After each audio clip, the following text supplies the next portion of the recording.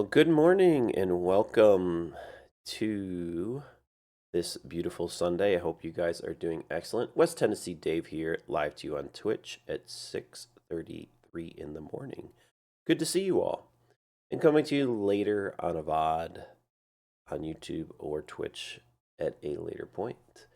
Good to see you all. Hope you're having a great start to your week, as Sunday is the start of the week here. Um, okay, let's talk about what we're going to talk about today, just briefly. We are starting a new book. So we finished the book of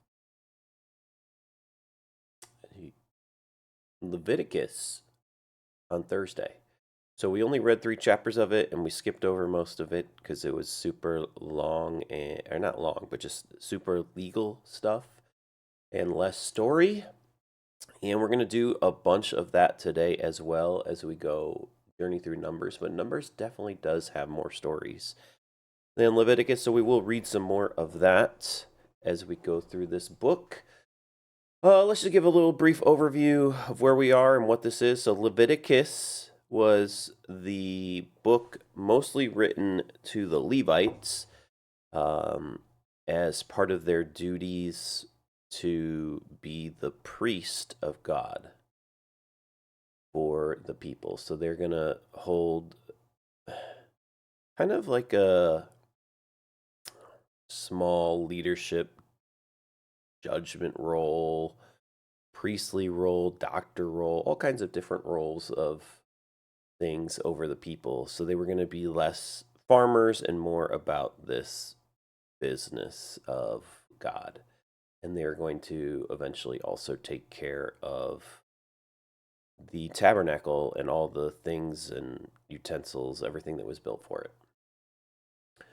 And now we get into Numbers. So the book of Numbers is about, at the beginning, the reason it's called Numbers is they take a bunch of censuses of the people to find out how many there actually are, mostly of male age warriors to begin with. And they kind of make 2 distinction lines. There's all the different tribes of Israel, and we're going to get into those and their names. So those were the 12 sons of Jacob, whose name became Israel. They're the Israelites. And so every tribe is named after one of those sons for the most part. And anyone that is not a Levite is eligible for war. The Levites are not eligible to be in battle, though, because they have to do the priestly duties. So that said, that's where we are in the storyline. They're still at the base of Mount Sinai, so they've been here for quite a while, getting these instructions from God. Moses is getting them as he goes up on those 40-day journeys, and then they're still sitting there waiting because their rule of thumb is we stay here while the cloud, the pillar of cloud, stays over the tent, or the pillar of fire at night, and then we move on when God moves on. Follow him, which is a good strategy. All right, so let's get some coffee. And with that said, we're going to start with Numbers 1, and I'm going to skip around as we go through this through chapter 10. But I want to give you an encouragement. Come back on Tuesday because we're going to talk about quailing on Tuesday. Okay? The Bible and all its quail talk happens on Tuesday. So make sure you're here for that. Make sure we get Wicked in here as well. It'll be a glorious day for him. Okay. All right. And here we go.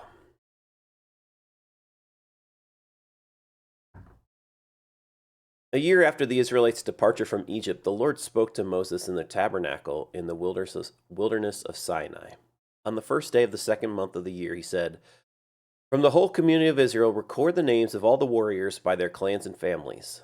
List all the men 20 years old or older who are able to go to war. You and Aaron must register the troops, and you will be assisted by one family leader from each tribe. These are the tribes and the names of the leaders who will assist you. From the tribe of Reuben, Eleazar, son of Shedeur. From Simeon, Shelumiel, son of Jurasadai. From Judah, Nashon, son of Amminadab. From Issachar, Nethanel, son of Zuar. From Zebulun, Eliab, son of Helon. From Ephraim, son of Joseph, Elishama, son of Ammihud.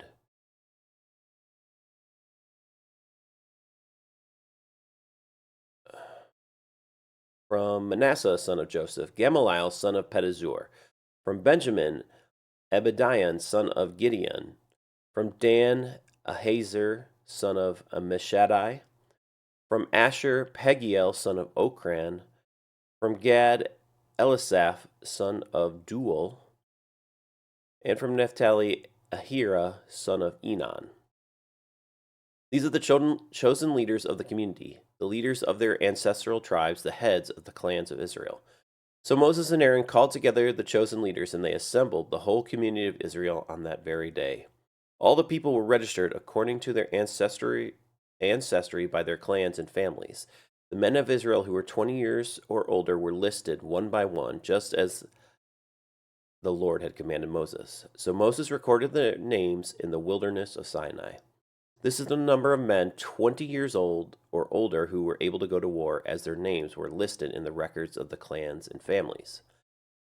Reuben, Jacob's oldest son, 46,500. Simeon, 59,300.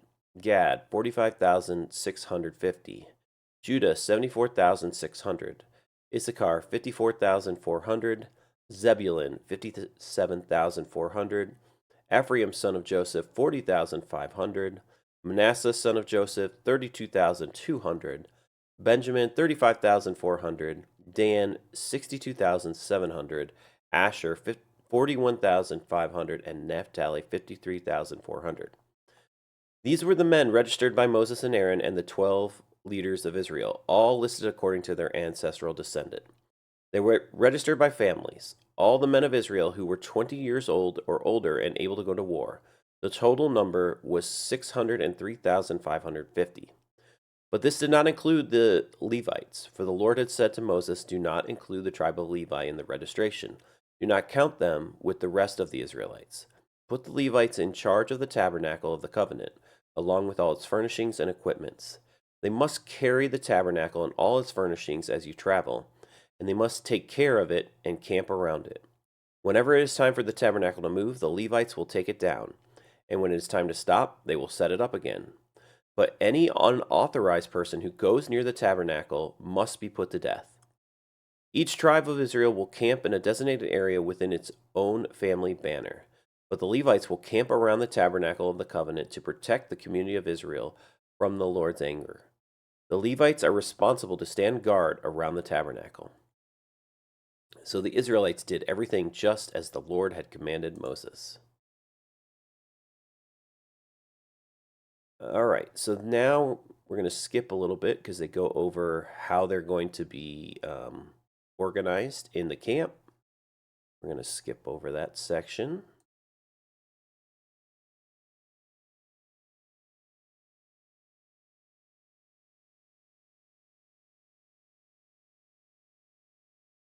All right. And then they talk about the Levites. We're going to read this section actually. All right. This is the family line of Aaron and Moses as recorded when the Lord spoke to Moses on Mount Sinai. The names of Aaron's sons were Nadab, the oldest, Abihu, Eleazar, and Ithamar. These sons of Aaron were anointed and ordained to minister as priests, but Nadab and Abihu died in the Lord's presence in the wilderness of Sinai when they burned before the Lord the wrong kind of fire, different than he had commanded. Since they had no sons, this left only Eleazar and Ithamar to serve as priests with their father Aaron. Then the Lord said to Moses, "Call forward the tribe of Levi and present them to Aaron the priest to serve as his assistants. They will serve Aaron and the whole community, performing their sacred duties in and around the tabernacle. They will also maintain all the furnishings of the sacred tent, serving in the tabernacle on behalf of all the Israelites. Assigned to the Levites, to Aaron and his sons, they have been given from among all the people of Israel to serve as their assistants. Appoint Aaron and his sons to carry out the duties of the priesthood, but any unauthorized person who goes too near the sanctuary must be put to death. And the Lord said to Moses, Look, I have chosen the Levites from among the Israelites to serve as substitutes for all the firstborn sons of the people of Israel. The Levites belong to me, for all the firstborn males are mine. On the first day I struck down all the firstborn sons of Egypt, the Egyptians. I set apart for myself all the firstborn in Israel, both of people and of animals. They are mine. I am the Lord. All right, so then we have some stuff about some of the Israelites, and then we're going to keep going here. The redemption of the firstborn. Then the Lord said to Moses, Now count all the firstborn sons in Israel who are 1 month old or older, and make a list of their names. The Levites must be reserved for me as substitutes for the firstborn sons of Israel. I am the Lord. And the Levites' livestock must be reserved for me as substitutes for the firstborn livestock of the whole nation of Israel. So Moses counted the firstborn sons of the people of Israel, just as the Lord commanded. The number of firstborn sons who were 1 month old or older was 22,273. Then the Lord said to Moses, Take the Levites as substitutes for the firstborn sons of the people of Israel, and take the livestock of the Levites as substitutes for the firstborn livestock of the people of Israel. The Levites belong to me. I am the Lord. There are 273 more firstborn sons of Israel than there are Levites. To redeem these extra firstborn sons, collect 5 pieces of silver for each of them, each piece weighing the same as the sanctuary shekel, which equals 20 gerahs. Give the silver to Aaron and his sons as the redemption price for the extra firstborn sons. So Moses collected the silver for the redeeming the firstborn sons of Israel, who exceeded the number of Levites. He collected 1,365 pieces of silver on behalf of those firstborn sons of Israel, each piece weighing the same as the sanctuary shekel. And Moses gave the silver for the redemption to Aaron and his sons, just as the Lord commanded. Good morning, Spacey. Good to see you. Hi, welcome. Okay, and then we have the duties of the Kohathites, the duties of the Gershonites, the duties of the Merarites, and the summary. We're going to skip all that. And then we get back to some laws. So there's purity in the camp, protecting marriage. What does that look like? Then there's Nazirite laws. Again, you guys can go over these on your own if you're interested in those. There's a purity blessing. Then there's the different offerings, and we've kind of skipped over that before, for dedication. And there was a whole dedication from every clan. And then they prepare the lamps.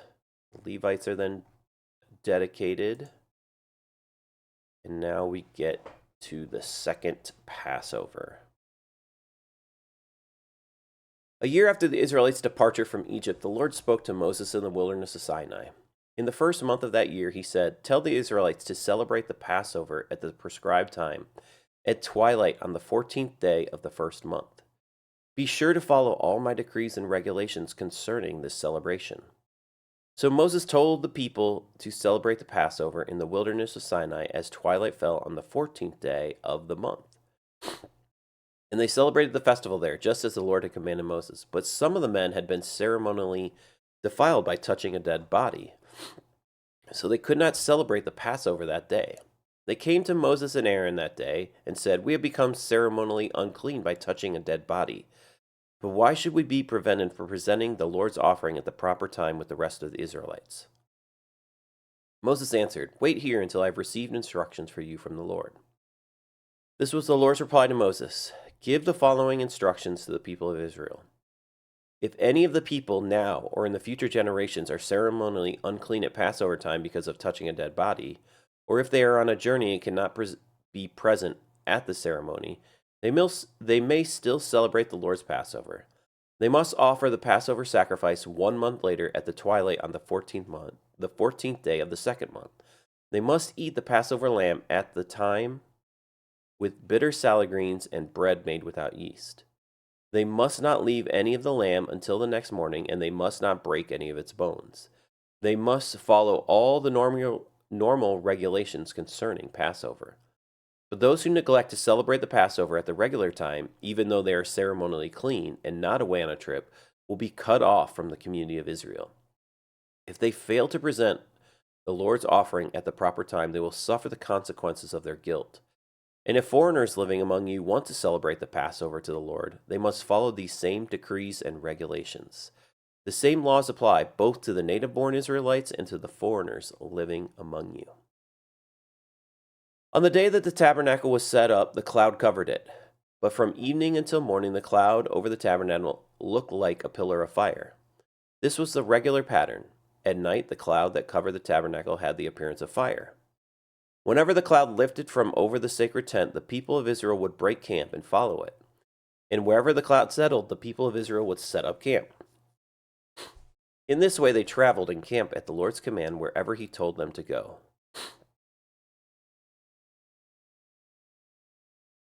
Then they remained in their camp as long as the cloud stayed over the tabernacle. If the cloud remained over the tabernacle for a long time, the Israelites stayed and performed their duty to the Lord. Sometimes the cloud would stay over the tabernacle for only a few days. So the people would stay for only a few days, as the Lord commanded. Then, as the Lord's command, they would break camp and move on. Sometimes the cloud stayed only overnight and lifted the next morning. But day or night, when the cloud lifted, the people broke camp and moved on. Whether the cloud stayed above the tabernacle for 2 days, a month, or a year, the people of Israel stayed in camp and did not move on. But as soon as it lifted, they broke camp and moved on. So they camped or traveled at the Lord's command, and they did whatever the Lord told them through Moses. All right, and then build some trumpets. We're going to skip that. In the second year after Israel's departure from Egypt, on the 20th day of the second month, the cloud lifted from the tabernacle of the covenant. So the Israelites set out from the wilderness of Sinai and traveled on from place to place until the cloud stopped in the wilderness of Paran. When the people set out for the first time, following the instructions the Lord had given through Moses, Judah's troops led the way. They marched behind their banner, and their leader was Nahshon, son of Amminadab. They were joined by the troops of the tribe of Issachar, led by Nethanel, son of Zuar, and the tribes of Zebulun, led by Eliab, son of Helon. Then the tabernacle was taken down, and the Gershonite and Meritite divisions of the Levites were next in line of march, carrying the tabernacle with them. Reuben's troops went next, marching behind their banner. Their leader was Eliezer, son of Shadur. They were joined by the troops of the tribe of Simeon, led by Shelumiel, son of Jehozadak, and the troops of the tribe of Gad, led by Eliasaph, son of Duel. Next came the Kohathite division of the Levites, carrying the sacred objects from the tabernacle. Before they arrived at the next camp, the tabernacle would already be set up at its new location. Ephraim's troops went next, marching behind their banner. Their leader was Elishama, son of Ammihud. They were joined by the troops of the tribe of Manasseh, led by Gamaliel, son of Pedahzur, and the troops of the tribe of Benjamin, led by Abidan, son of Gideoni. Dan's troops went last, marching behind their banner and serving as the rear guard for all the tribal camps. Their leader was Ahaziah, son of Ammishaddai. They were joined by the troops of the tribe of Asher, led by Pagiel, son of Okran, and the troops of the tribe of Naphtali, led by Ahir, son of Enan. This was the order in which the Israelites marched, division by division. One day Moses said to his brother-in-law Hobab, son of Ruel, the Midianite, "We are on our way to the place the Lord promised us, for he said, 'I will give it to you.' Come with us, and we will treat you well, for the Lord has promised wonderful blessings for Israel." But Hobab replied, "No, I will not go. I must return to my own land and family." "Please don't leave us," Moses pleaded. You know the places in the wilderness where we should camp. Come be our guide. If you do, we shall share with you all the blessings the Lord gives us." They marched for 3 days after leaving the mountain of the Lord, with the ark of the Lord's covenant moving ahead of them to show them where to stop and rest. As they moved on each day, the cloud of the Lord hovered over them. And whenever the ark set out, Moses would shout, "Arise, O Lord, and let your enemies be scattered. Let them flee before you." And when the ark was set down, he would say, "Return, O Lord, to the countless thousands of Israel." And that's where we're going to stop today. So, we started with a census, and we learned about the differentiation between Levite clan and the rest of the clans.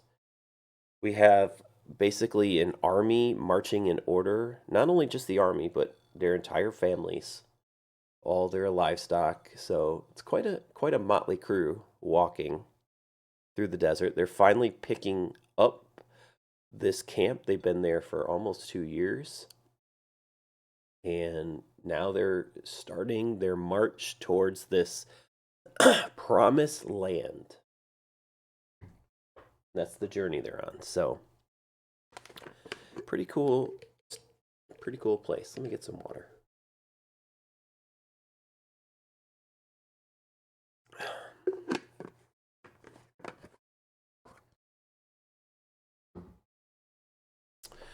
So we read a lot of stories in the book of Exodus, and some of these stories are going to be repeated here in Numbers in more detail. Exodus was kind of like a big overview after they crossed the Red Sea. We get a little bit of their journey, but now it is time. We have gotten all the rules and regulations for the most part of how this community is going to operate and set up, and there are very specific instructions for the people, but there's even more specific instructions for the group of Levites. And now they all have their place, and they're going to start their first march. And I think their hope is we're not going to be camping and living in the wilderness forever. Because they've been here for like 2 years at the base of this mountain, Mount Sinai, and Moses goes up into the cloud multiple times for 40 days and 40 nights, gets directions from the Lord. Then he starts meeting with them at the tabernacle once they're done. But all these things, they're ready. They're ready to go. And I think we all know that, right? Like if we've been stuck in a place for a while, kind of feeling like we're going nowhere. You know, most of us all play poker. If we've just been stuck, we've been stuck at a place. And it's like, why do I keep doing the same thing over and over and over again? I don't know. Maybe it's just me, but I kind of just get bored of it.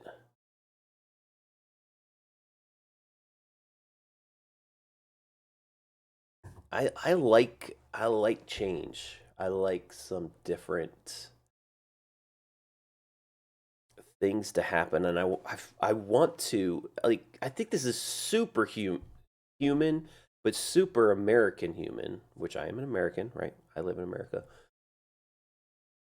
Is we want progress. Like we want to see that we're making progress in life. And to sit in a place for 2 years, and you are seeing some progress amongst the community.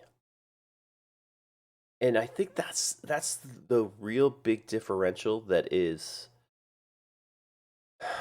maybe hard for us to grasp in our very individualistic society of America now compared to them. Their community is making progress. They are learning and building this stuff together. And they probably aren't getting bored of that because they see progress happening. They see the tent being built. They see these people bringing fabrics, they're sewing stuff together. It's like basic training, right? You go to basic training, you're there for a while. I don't know how long basic training is. I'm not a soldier, I don't know. But there is a process and a place for the whole community to come together in basic training. It is that they need to learn to work together and devalue your own self a little bit and know that you're part of a larger story, right? And so one of the reasons I'm reading these stories is stories show us that we have an important role in the story, but sometimes it's about the larger story. And this larger story here of community is individuals generally become less important. What happens in the group becomes more important. Why do we all hang out? Why do most of us that are here today hang out in Hiles' Discord? Right? It's because we want to be part of community. Community is important to us, and community helps us become better versions of ourselves. It should. And we should care about others a little bit in the same uh in those same moments. And we see that each person has different roles to play. So the journey, like, you see that same journey right here in the book of Numbers. And you see Hyle sometimes saying, "Oh, we've got 18. We got 19. Let's get a new record. How can we get some more people in?" Right? And he is adamant about bringing you all over here.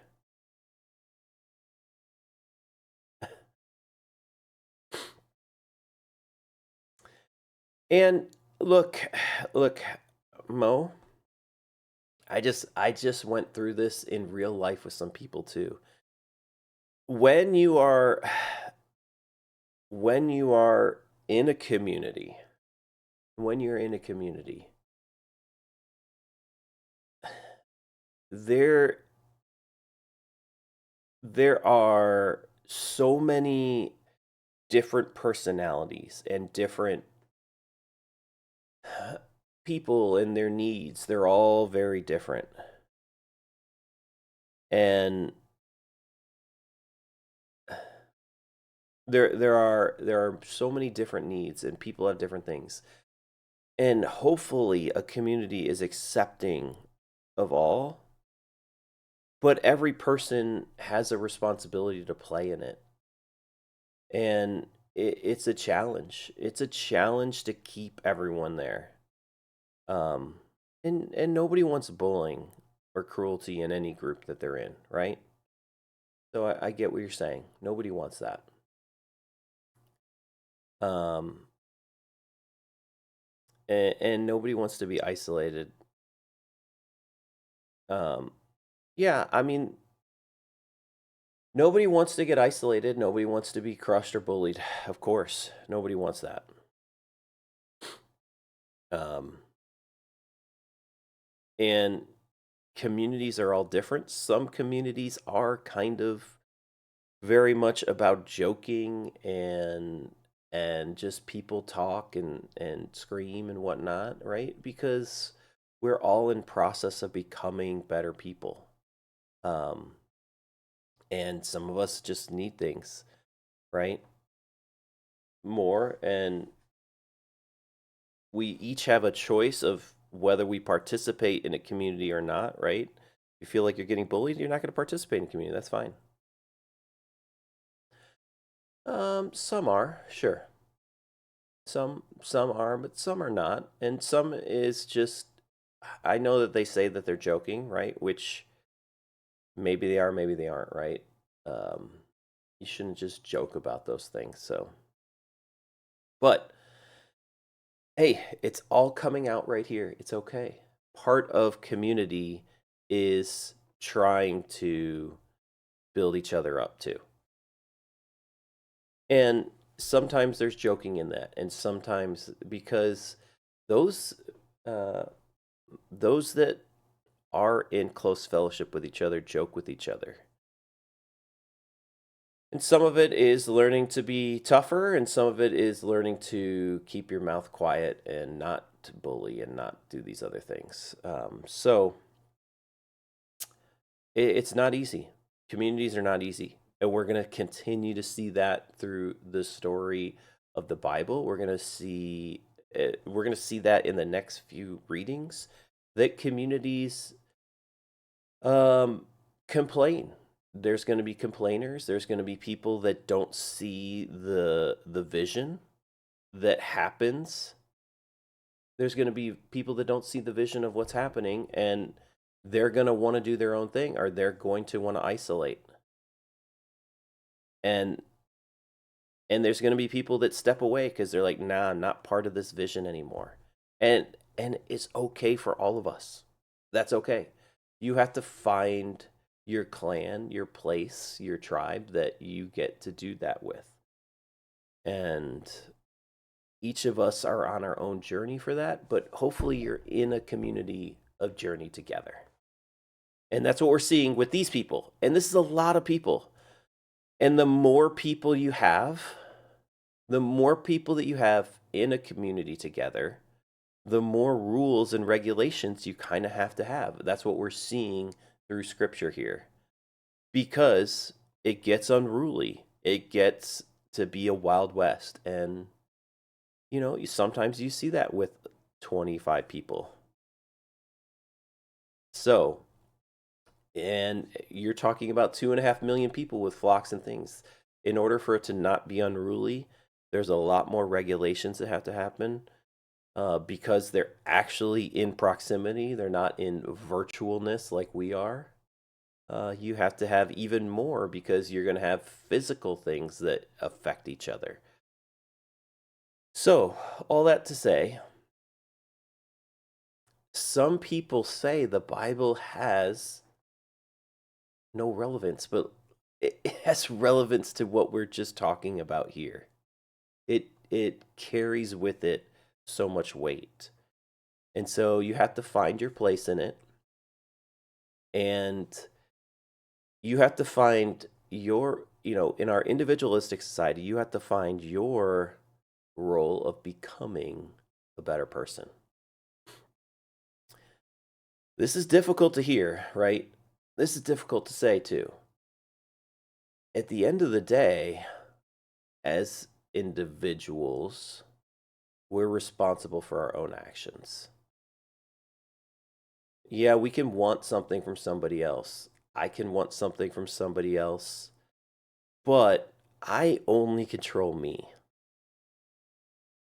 Hiles was so mad at himself the other day because he missed one of the readings. I can't control Hiles to come. He has to choose. He has to wake up. He has to do all the things in order to get here. And that's his role, his responsibility. Yeah, Mo, but you don't have to just keep dwelling on Hiles, okay? Hiles has to deal with Hiles. Mo has to deal with Mo. Dave has to deal with Dave, right? We all have to deal with ourselves. I mean, there is anger, right? That is his thing. Sometimes we've all seen Hiles get angry. Yeah, I know you are. But in general, we call out others when they're participating. We talk about others when they're participating in something that um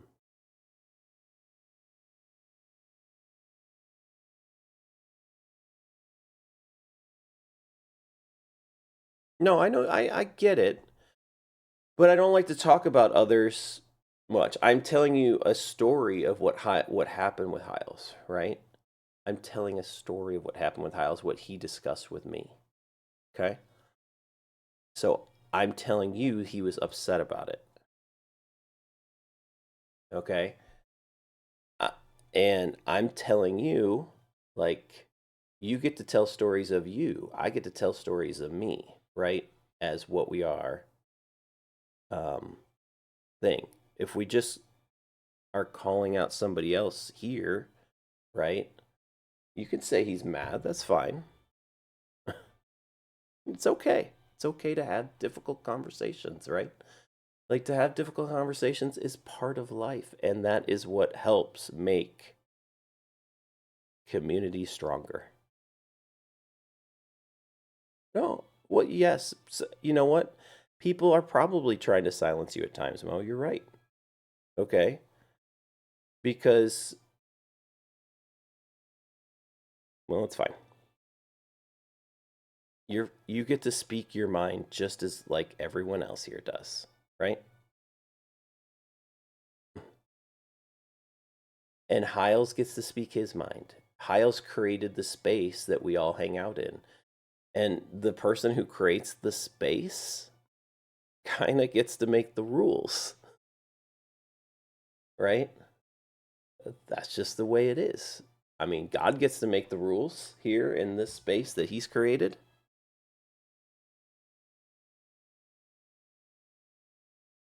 You get to talk, fine. But if you're just going to belittle a person, right? You're becoming the bully. I'm telling a story about Hiles in a positive light.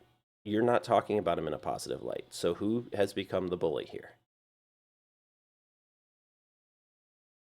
No, you don't make Hiles angry. Hiles chooses to be angry.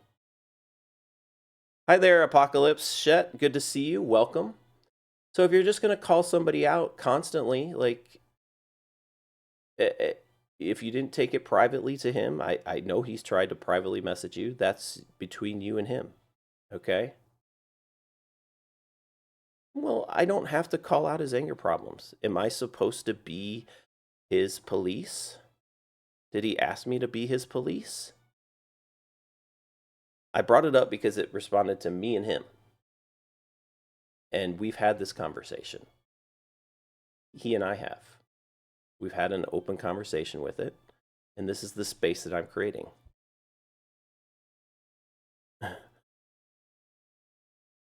Okay? I'm not trying to tell him, hey, make sure you don't have anger or like he's mad about it. It's his choice, right? That's what I'm saying. It's his choice. I can't choose it for him. I can't change him.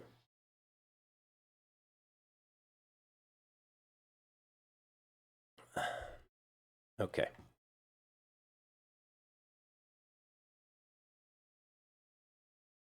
Okay. You're gonna have a timeout, Mo. I'm sorry, but you're actually starting to bully here, and I'm sorry that you're doing that. So, anyways, hello there. Hello there, Aaron. Good to see you. Welcome. Hi. Good morning, everyone. Yes, it's good to feel all these emotions, right? And um, you know what? We have anger. Anger is one of those things that is very difficult to deal with in general. Like we have all these emotions where we can express them. It's good for us to express them. It's also dangerous how we express them because do we want to hurt people? Is that our goal? I hope not. I hope the community that we long term create as people doesn't hurt others, right? But we're people. And as you've seen from these stories, they are not,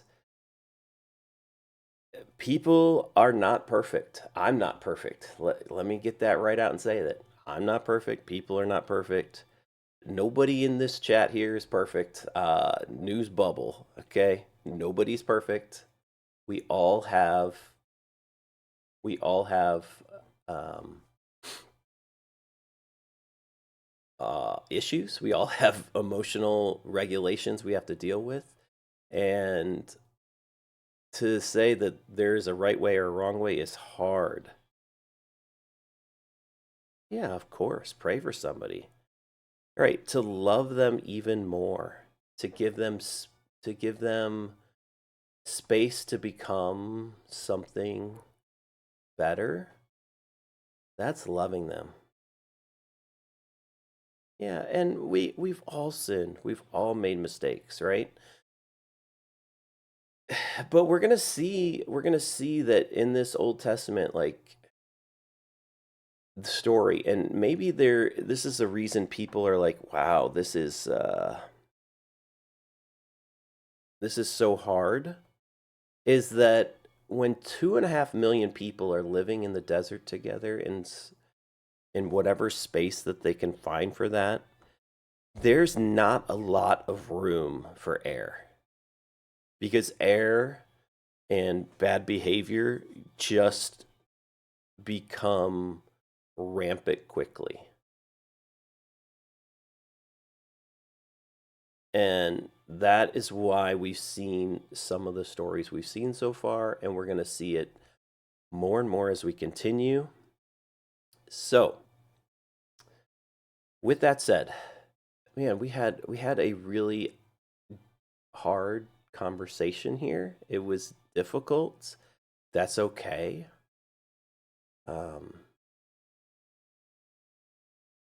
It's difficult. It's difficult to look in the mirror and see the places where we fall short and own our part. It is so easy to point out where somebody else misses the mark. But let's look at ourselves first. Look at ourselves and say, am I doing my part to become better? Am I doing my part to help this community? Or does this community just not work for me? And it's an honest conversation to say in all things. Say, this is not my tribe, I'm not part of it. Right? This is we choose in our society to be part of a community or not. And if it's not helping us in any way and it's hurting us, we shouldn't be part of it, right? We shouldn't just say, well, I want them to make sure that they do everything my way. Well, then it's your community. Set up your community, lead it the way you want to. If you join somebody else's, you have to abide by their structures. And in this case, God is setting up the structure, and he is creating the boundary lines of how it's going to operate. And that's what we see here. And he puts certain people in charge, and that's just what, oh, where are you going? Don't come back. Anyways, that said, thank you for being here, guys. Happy Sunday. I hope you have a great Sunday today. I hope you have a wonderful, wonderful day. Try your best to encourage others. And to become better. It's a process for us all. So thanks for everyone who was here. I really appreciate it. We'll be back on Tuesday morning for the next version. And as I prefaced at the beginning, for those who weren't here, we are talking about quailing. So if you like quailing is coming on Tuesday. So make sure you're here. Make sure you invite Wicked. I know he might be working, but we'll do our best. Thank you guys so much. Appreciate you all. And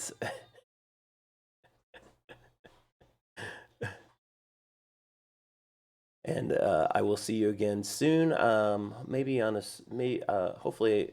Well, I will be here Monday night with Spacey for study stream, and I will try to be on later for a poker stream, which I'm excited about as well. So make sure you guys are here for that. Let me give a shout out to Spacey while we're here. I mean, if you guys are here and you're not following Spacey, you guys are, I don't know what you're doing, as Poker Dad used to say, but make sure you guys are doing that.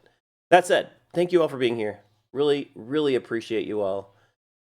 Have a great, blessed Sunday, a great week. I hope this has started it off well. And until next time.